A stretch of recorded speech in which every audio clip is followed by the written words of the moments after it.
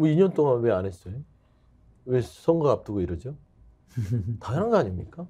역시 시간 선거입니다. 많았어요. 지금 하는 거 뭐 전기세 동결부터 시작해서 신용회복에 대한 부분들, 금투세, 그다음에 재건축 푸는 거 2년 동안 하시죠. 2년 동안 뭐 했죠? 야당 대표만 주구장창 검찰 수사하고 욕하고 협치도 안 하고 그것만 했잖아요. 그러니까 이런 오해가 불러일으키는 겁니다. 재정이요? 52조 세수 손실 났잖아요. 그래서 어떻게 했습니까? 긴축재정 하고 있죠. 대기업들 법인세 감면해줬죠. 그러니까 들어올 고가는 없으면서 돈은 막 써대고요. 본인의 뭐 해외 순방에 대해서는 300~400억씩 말하자면은 증액해서 다니고요. 예. 이렇게 국정 운영을 하다가 총선이 90일 앞두고 대통령이 돌아다녀요. 뭡니까? 선거 운동하러 다니는 거예요. 근데 이 부분은 제가 분명히 얘기하지만 윤석열 대통령 참 정치 못한다. 그리고 국정도 못한다라고 하는 건 본인 착각하는 게 있어요. 네. 지금 반짝 좀 반등을 해요. 본인의 어떤 지지율이 한 1~2% 올라간 이유는 본인이 안 나타나서 그래요. 나타나는 순간 한동훈 비대위원장 고생한 거 싹 또 물고 풀면 됩니다. 좀 숨어 계세요. 그래야 지지율 올라갑니다. 지금 보따리 싸들고 다녀서 여기 방방곡곡 다닌다면 윤석열 대통령 좋아할 것 같습니까? 예. 바로 손가락질해요. 벌써 조선일보 보수 언론에서도 그러잖아요. 이거 뒷감당 어떻게 할 거야? 좋아하지 않아요. 지금 보수 언론에서 충언을 드리는 건가요? 그럼요. 나타나지 마. 이렇게? 나타나지 마예요.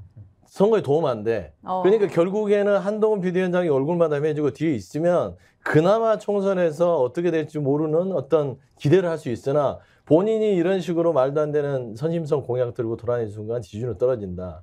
그리고 또 저는 경악스러운 게 부동산 대책을 하면서 모두가 집을 가질 필요는 없다. 그런 소리를 어떻게 합니까, 대통령이. 국민들은 집 한번 가져보려고 하는데 설사 아니더라도 그래도 모든 국민이 집 한 채씩 가질 수 있도록 정책을 펴겠습니다라고 해야지 뭐 재건축 제한 풀고 여러 가지 임대 사업자에 대해서 뭐 여러 가지 혜택을 준다고 하면서 모든 국민이 집을 가질 수는 없다. 포기하라는 소리입니까? 이게 대통령이 하는 지금 국정 운영이에요. 문제가 있다? 수준이에요. 그래서 저는 이런 부분에 있어서는 윤석열 대통령 희망이 없다. 그렇게 좀 표현하고 싶습니다. 우리 민생하는 또 민생경제 부장님께서 이게 환영할 만한 사실 토론 아니에요? 저는 민생이 붙어 있다면 일단 환영합니다. 그 대통령이 뭐 선거 전에도 예전에도 여기저기 다니신 적이 있죠. 그러니까 그 자체로는 저도 시비를 걸고 싶지 않습니다. 근데 내용이 문제죠.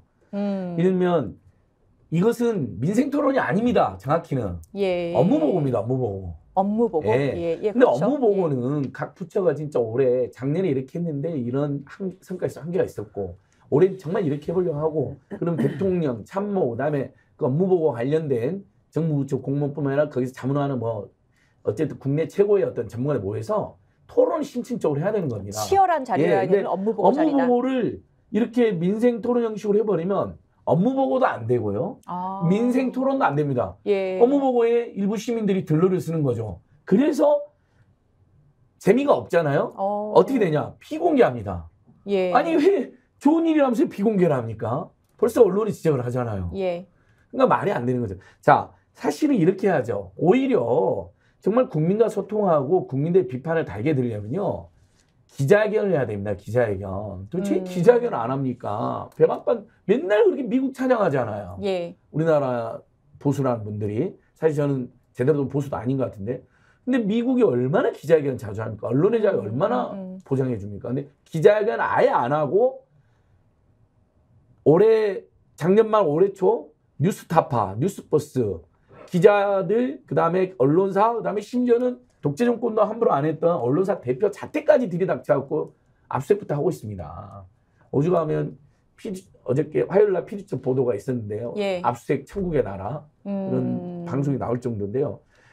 자, 민생을 위해서 전국을 한 바퀴 돌고 정말 어려운 약자들의 이야기를 듣고 그걸 공개한다면 대환영입니다. 근데 그게 아니라 비공개. 그리고 업무 보고에다가 들러리식으로 앉혀놓고 가서 내용도 조선일보까지도 세수가 60조가 펑크냈는데 가는 데마다 지금 세금을 다 깎아주겠다는 거예요. 세금이 악인 것처럼 이야기를 해버려요. 큰 이슈가 되고 있어요. 이것은요. 지금 재정 예산 전문가들은 난리 났다고 이야기해요. 그제 어제 지금 저희들이 만나. 그 다음에 가는 데마다 선심성으로 돈은 세금은 엄청 깎는데 돈은 막 쓰겠다고 그래요. 그럼 어떻게 될까 이 나라가요? 아예 정부가 운영이 안 되는 엄청난 적자에 빠지게 되는 거 그렇게 되면요.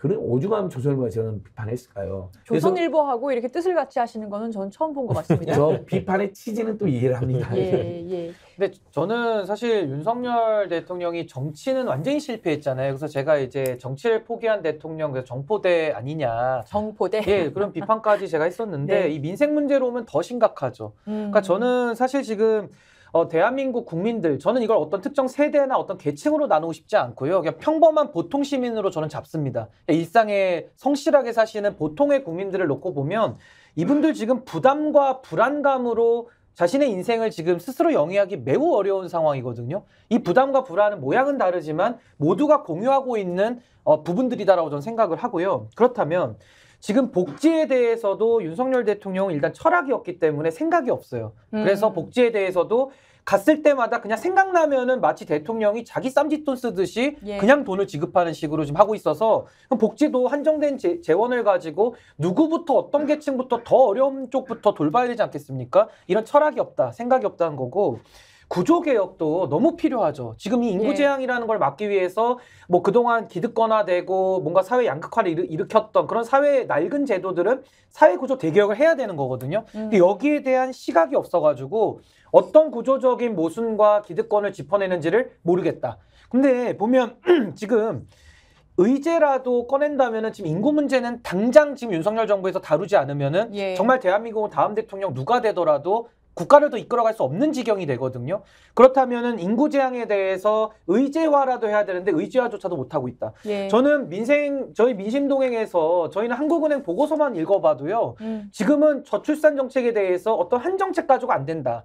입체적인 정책을 가지고 하나의 그 토탈 시스템으로 복구를 해야 저출산 문제를 극복할 수 있다 이렇게 나오거든요. 그래서 저희는 제로 국가론을 만들면서 저출산 문제를 해결하기 위해서 이렇게 천착하고 있는데 왜 정부는 그 많은 정보와 그 많은 인력을 가지고 왜 아무 일도 안 하는 겁니까? 그리고 지금 얘기하는 연금교육 노동개혁에 대해서는 아무런 안이 없지 않습니까?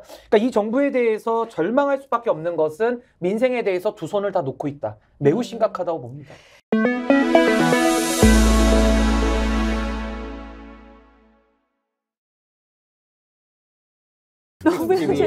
정치권색. 다시 제가 말씀드리죠. 구독, 좋아요, 사랑입니다.